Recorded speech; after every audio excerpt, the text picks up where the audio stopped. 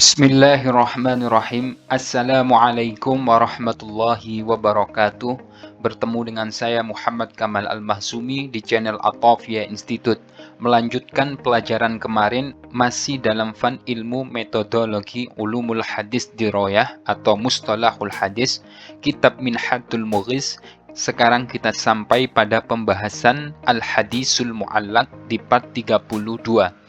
Liridhoillah wa bisyafa'ati rasulillah wa bikaramati awliyaillah liqadai hajatina wa hajatikum min hawaijid dunya wa hawaijil akhirah bin niyatil khalisah. Qala al-muallifu al-alimu al-allama al-syaikhu Hafidh Hasan al-Mas'udi rahimahullahu ta'ala wa nafa'ana bihi wa bi'ulumihi fid daraini amin. Al-hadisul mu'allaku ay hadha al-hadithul mu'allaku. Adapun ini itu bab menjelaskan tentang hadis al-mu'allaku yang bernama hadis mu'allak. Bab ini menjelaskan tentang hadis mu'allak. Hadis mu'allak secara bahasa yaitu berarti digantungkan. Mengingat mu'allak adalah sigatnya isim maf'ul dari fi'il madi allaq. Adapun tasrifnya ialah allaqa yu'alliku ta'liqan ta'liqatan ta'laqan ti'laqan mu'allaqan fahuwa mu'allikun wa dhaka mu'allakun. Allik la tu'allik mu'allakun mu'allakun. Jadi secara sigha dia adalah isim maf'ul mu'allakun yang bermakna digantungkan. Mengikuti wazan fa'ala yufa'ilu taf'ilan taf'ilatan taf'alan tif'alan mufa'alan fahuwa mufa'ilun wa dhaka mufa'alun fa'ilatu fa'il mufa'alun mufa'alun.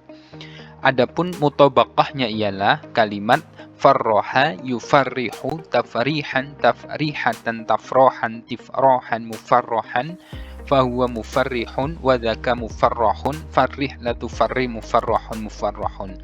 Jadi kalimat allaqa binanya adalah bina sahih atau bina salim. Lalu bagaimana pengertian hadis mu'allaq secara istilah? Huwa ma saqata minhu rawin aw aksara ala tawali min awwalis sanadi sawa'un saqata al-baqi am la. Huwa adapun hadis mu'allaq itu ma hadis saqata yang telah gugur minhu darinya ma siapa rawin seorang perawi au aksara atau lebih alat tawali atas jalan berurutan min awwalis sanadi dari permulaan sanad. Sawaun itu sama saja, saqata yaitu telah gugur siapa al-baqi perawi yang lain amla atau tidak. Hadis mu'allaq ialah hadis yang telah gugur seorang perawi atau lebih secara berurutan dari permulaan sanad, baik perawi yang lain ikut gugur ataupun tidak. Bisa diperhatikan ilustrasi berikut ya sahabat. Misalkan Imam Bukhari meriwayatkan suatu hadis, namun tiba-tiba Imam Bukhari itu menyebutkan Abu Musa al-Ash'ari dengan perkataan misalkan kila an Abu Musa al-Ash'ari, misalkan dikatakan dari Abu Musa al-Ash'ari. Dia melewati tobaqah yang dimana Imam Bukhari yang secara langsung tidaklah bertemu dengan Abu Musa al-Ash'ari, karena Abu Musa al-Ash'ari adalah seorang sahabat kecil, sedangkan Imam Bukhari adalah masuk atsba'ut tabi'in. Dia melewati beberapa tabaqah yaitu tabi'in. Langsung Imam Bukhari itu mengucapkan an Abu Musa al-Ash'ari atau qala Abu Musa al-Ash'ari misalkan. Maka dua step ini telah digugurkan oleh Imam Bukhari.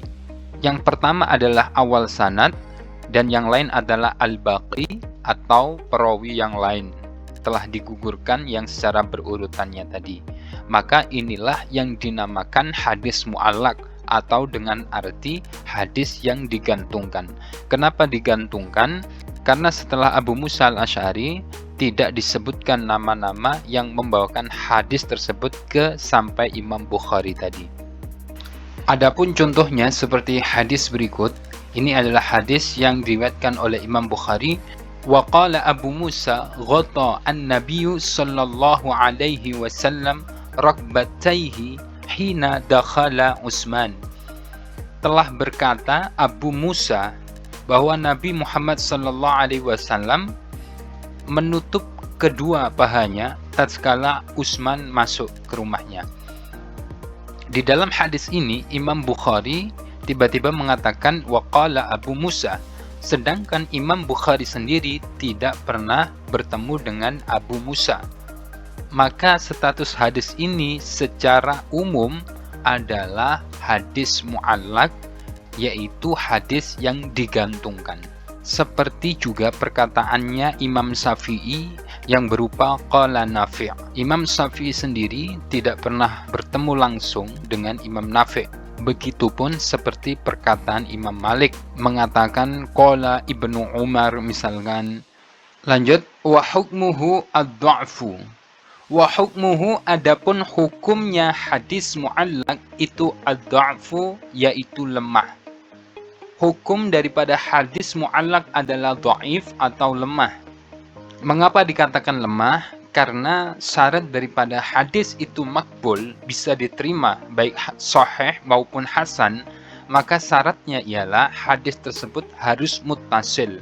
Muttasil yaitu bertemunya, tersambung secara langsung antara perawi satu dengan perawi yang lain. Maka ketika tidak memenuhi kriteria muttasil ini, maka hadis tersebut secara umum hukumnya adalah dhaif atau lemah. Tapi illa idza waqa'a fi kitabin ultuzimat sihhatuhu fa innahu yakunu sahihan.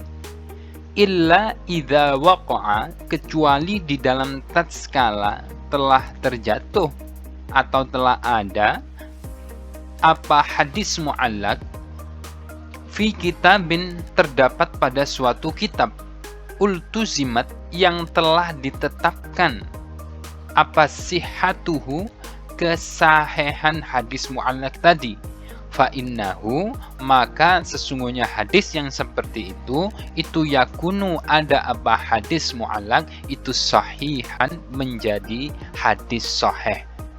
Maka mengecualikan hadis-hadis yang terdapat pada kitab-kitab yang telah ditetapkan kitab tersebut adalah himpunan dari hadis-hadis sahih.